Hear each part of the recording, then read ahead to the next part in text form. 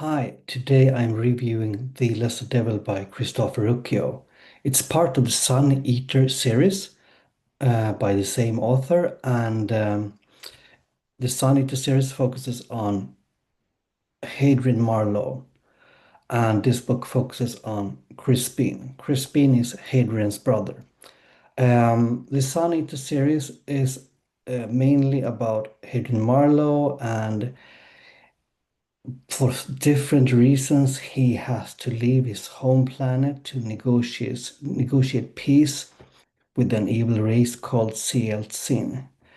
The Sun Eater Saga is written as a memoir, you could say, biography by Hadrian himself. We already know in the beginning that very tragic things will happen for Hadrian Marlowe.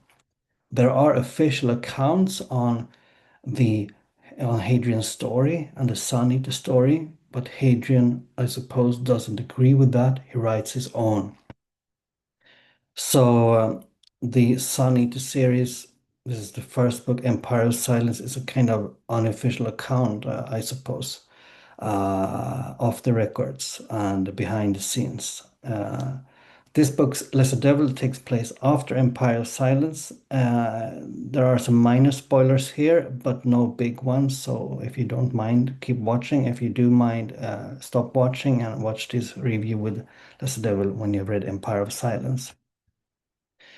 Um, we already know when we start Lesser Devil that Hadrian's brother is gone. He's gone on this mission to negotiate peace with Sieltsin and follow his heart, so to speak.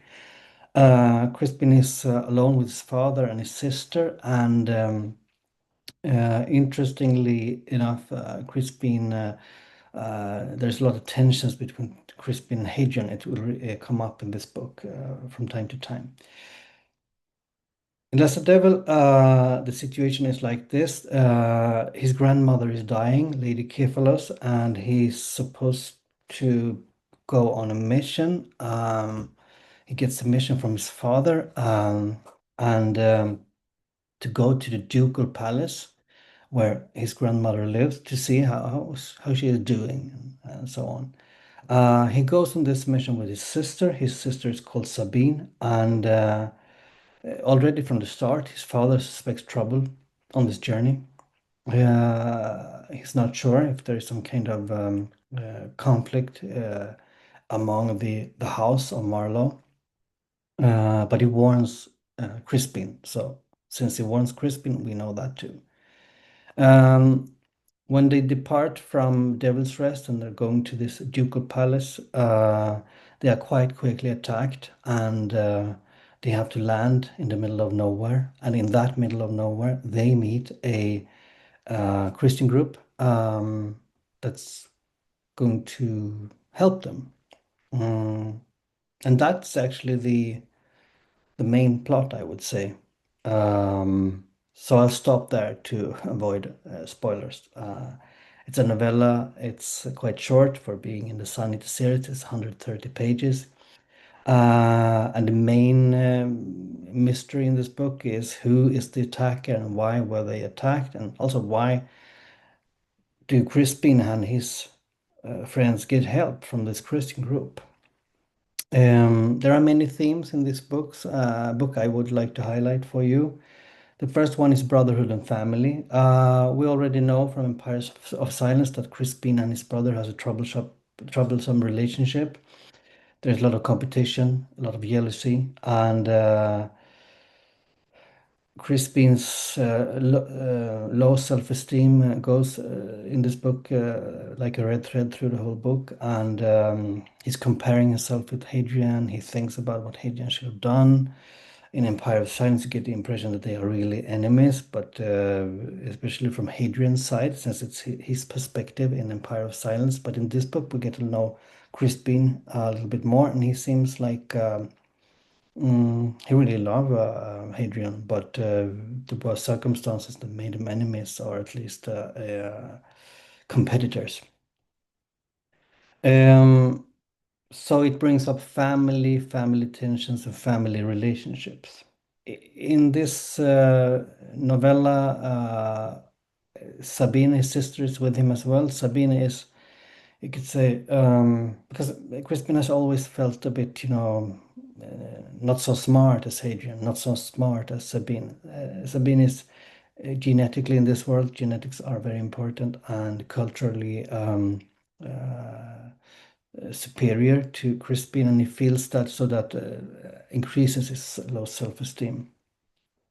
That shows, for example, because he's not so intelligent when it comes to languages, or he's not so well versed in all different kind of things. So he reflects a lot of that in the book. The book also touches on another theme, that's religion and faith. They meet the Christian group, and in the world of Sun Eater, there is a kind of religious group called the Chantry, or a religious institution. Um, that is a new religion, you could say, in this science fiction universe. But there are also old religions left from Earth, and one of them is, of course, Christianity. There are Buddhist groups, there are Hindu groups, etc. in the Sunny series.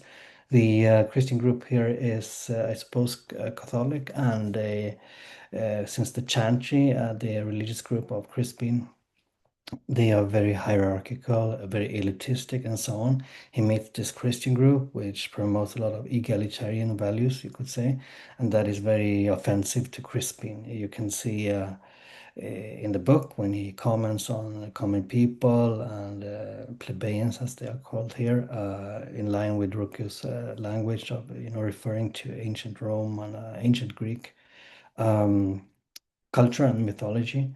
Um, he doesn't understand how people can help him if they have no purpose, for example.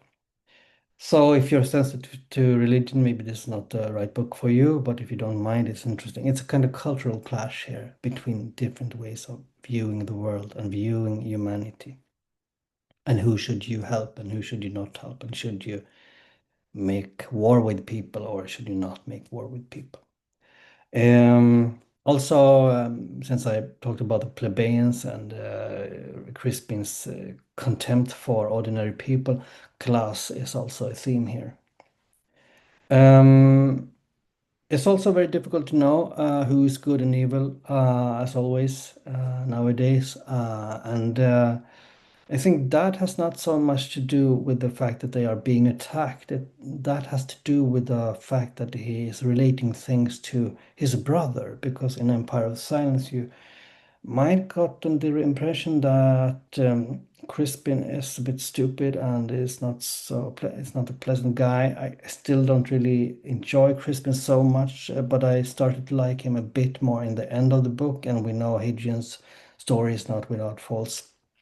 Uh, well, not faults. It's not without problems. It's not a nuanced story. We don't know if we can rely on the narrator Hadrian Marlowe in the other Sun Eater books. Um,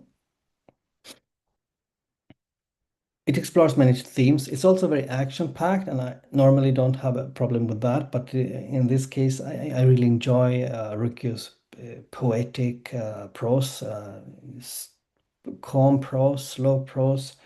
And since it's such a short book, because it's a novella, maybe the action scenes take up a little too much space, I think, from the overall storytelling, which is very good. Um, Also, it touches on the question on eternal life, or at least a very, very long life. That is something if you read the book, you might think about. So, do we want to have a long life or do we don't? Do we want to have eternal life or do we don't want to have eternal life? That's interesting. It's a philosophical theme. I think Rokyo is skilled at that, to put in.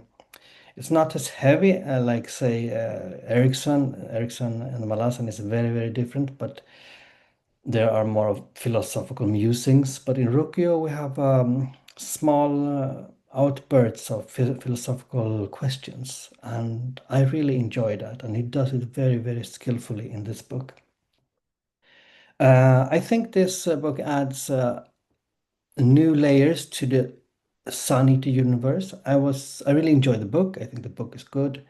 I think it's rewarding from a lore perspective, from a philosophical perspective, and I think especially we now follow another character than Hadrian, and I think that is very, very refreshing. So if you have read Empire of Silence, please tell me what you thought about it, or what you think about my thoughts on the book. And if you haven't read it but watched the whole review, I hope you still feel encouraged to read the book. I have spoiled very little. I encourage you to read Empire of Silence first, then go on to Lesser Devil. If you continue from that, you read Howling Dark. And now I'm on Demon in White. And if you want, you can always skip the novellas and read them later. So until next time, have a fantastic day and see you later. Bye.